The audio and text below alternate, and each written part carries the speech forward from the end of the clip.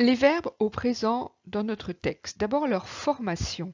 Au premier groupe, ils ont tous les mêmes terminaisons en E, ES, E, ONS, EZ, ENT selon les 6 personnes. Dans notre texte, nous avons ou des verbes à la troisième personne du singulier, heurte, brise, s'embarrasse, tombe, ou à la troisième personne du pluriel en ENT avec le verbe emporte, ENT. Deux troisième personne du singulier et du pluriel, terminaison en E ou en ENT.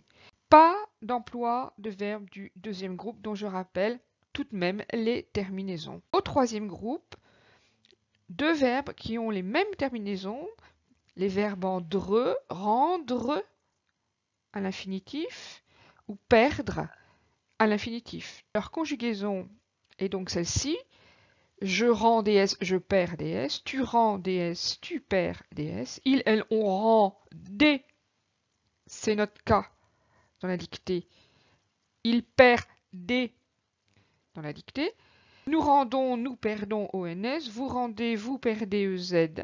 Il, elle rendent ou perdent ENT. Une fois la formation du verbe comprise, il faut comprendre une deuxième chose extrêmement importante, c'est sa valeur. Et déjà, il avait accompli sans faiblir tous les autres tours. Notre début de texte est inscrit dans un passé. Passé donné par ce plus que parfait avait accompli. Et pourtant, les phrases qui suivent, ferme sur son char et tenant bien la piste lorsque dans le virage il rend, il heurte et brise, il perd, s'embarrasse, tombe et l'emporte. Et on voit bien que la traduction, il s'agit de la traduction d'un texte grec, que le traducteur essaye d'être au plus près de ce que veut rendre notre dramaturge, Sophocle, eh bien, il va utiliser un effet de style qui consiste à faire émerger un présent dans un contexte passé, donc un présent dans un récit au passé,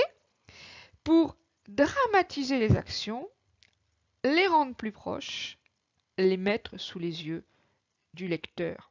Et ce désastre, nous l'avons sous les yeux, effectivement, avec cette succession rapide d'actions heurte, brise, perd, s'embarrasse, tombe et l'emporte. Il avait accompli sans faiblir tous les autres tours. Le participe passé accompli. C'est le verbe accomplir, deuxième groupe, il fait son participe présent en issant, accomplissant, et ici, il est conjugué au plus que parfait de l'indicatif, troisième personne du singulier. Donc, un temps composé où j'ai l'auxiliaire avoir, avait, et le participe passé.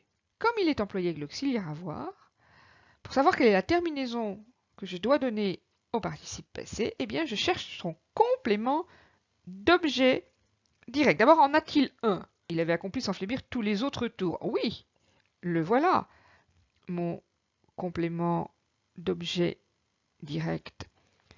Mais évidemment, une chose très importante à regarder, placé après le verbe. Et donc, comme il est placé après le verbe, pas d'accord, accompli, i.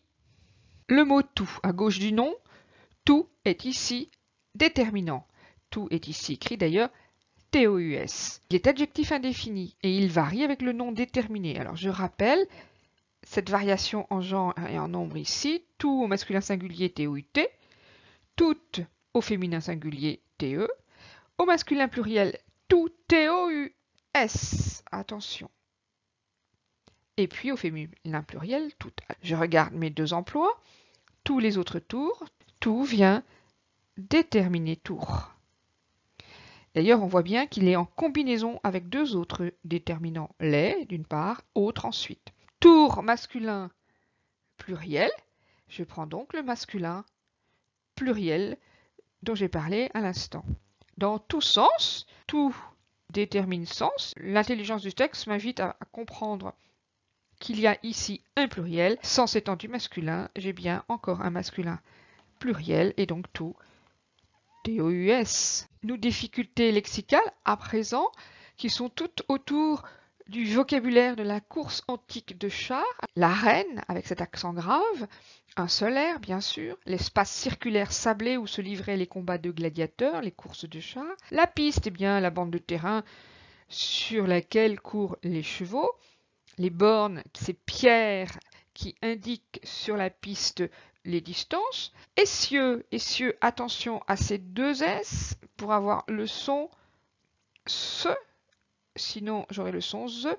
S entre deux voyelles se prononce ZE, donc là il faut doubler le S. Cette pièce transversale supportant les roues du char. Les rênes, en circonflexe et long, qu'on ne confond pas avec les homonymes reine R-E-I-N-E et reine E-2-N-E, la reine, la femme du roi, le renne, l'animal. C'est la courroie reliant les deux anneaux du mort et qui permet de conduire le cheval.